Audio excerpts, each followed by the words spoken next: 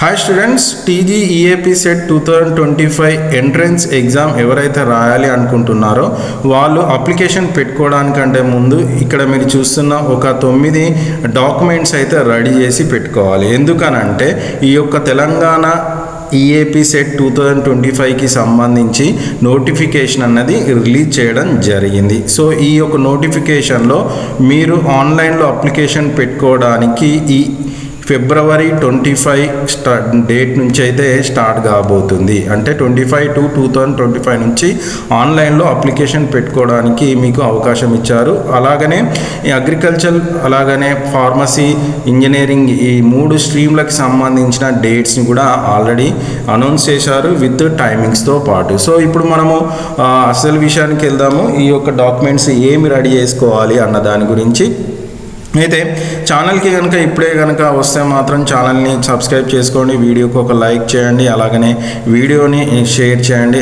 అలా చేయడం వల్ల చాలామంది స్టూడెంట్స్కి ఇన్ఫర్మేషన్ అన్నది వెళ్తుంది. సో ఇందులో 9 డాక్యుమెంట్స్ అన్నా కదా, 9 డాక్యుమెంట్స్లో ఫస్ట్ వచ్చేసి మీ యొక్క second year hall ticket number అన్నది మీ దగ్గర ఉండాలి అప్లికేషన్ పెట్టుకునే సమయంలో.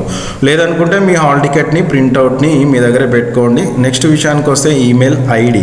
సో ఈమెయిల్ ఐడి అన్నది కంపల్సరీగా మీ పేరు మీద ఉండాలి, ఉంటే బాగుంటుంది. లేదనుకుంటే మీ పేరెంట్ది, మీ అంటే లైక్ మీ మదర్, ఫాదర్, మీ బ్రదర్, సిస్టర్ ఎవరిదైనా ఉన్నా నో ప్రాబ్లం. బట్ టైం ఉంది 25th వరకు కాబట్టి మీ నేమ్ మీద ఒక ఈమెయిల్ ఐడి అన్నది క్రియేట్ చేసుకోండి. నెక్స్ట్ థర్డ్ వచ్చేసి personal mobile number.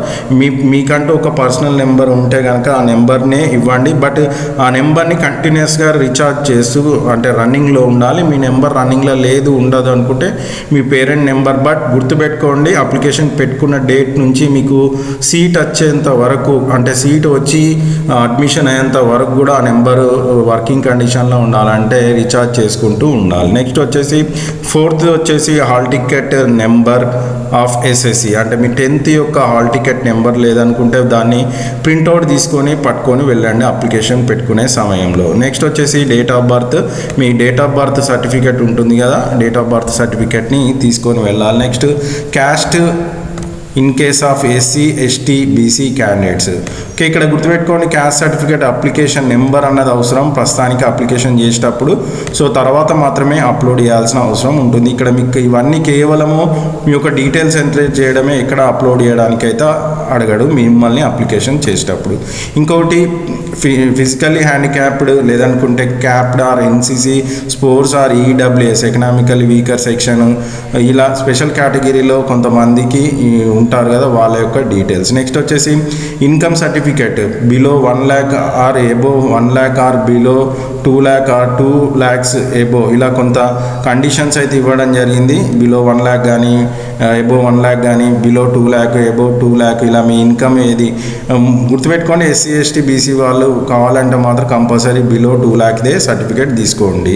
Next study or residence certificate or relevant certificate for proof of local status last 12 years. మీరు ఇంటర్మీడియట్ వరకు ఏ స్కూలు కాలేజీలో చదివారో అది యొక్క బోనఫైడ్ అలాగనే స్టడీ సర్టిఫికేట్ రెసిడెన్స్ సర్టిఫికేట్ అన్నది తీసుకోవాలి. ఇక్కడ గుర్తుపెట్టుకోండి, the above certificates are to be submitted during the counselling for admission.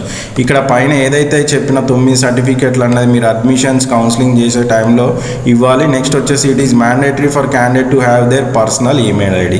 నేను స్టార్టింగ్లో చెప్పాను కదా, మీ పేరు మీద ఈమెయిల్ ఐడి అన్నది ఒకటి క్రియేట్ చేసి పెట్టుకోండి. సో కంపల్సరీగా మీరు ఆన్లైన్లో అప్లికేషన్ చేసుకునేటప్పుడు ఈ యొక్క 9 డాక్యుమెంట్స్ని ముందే మీ దగ్గర రెడీ చేసి పెట్టుకున్న తర్వాతనే అప్లికేషన్ చేయడానికి వెళ్ళండి. సో ఇదండి మీ యొక్క అప్లికేషన్ చేసేటప్పుడు మిమ్మల్ని అడిగే important information. Thanks for watching video. ఇప్పటికీ వీడియోకి లైక్ కొట్టకుండా లైక్ కొట్టండి, ఛానల్ సబ్స్క్రైబ్ చేసుకోకుండా సబ్స్క్రైబ్ చేసుకోండి.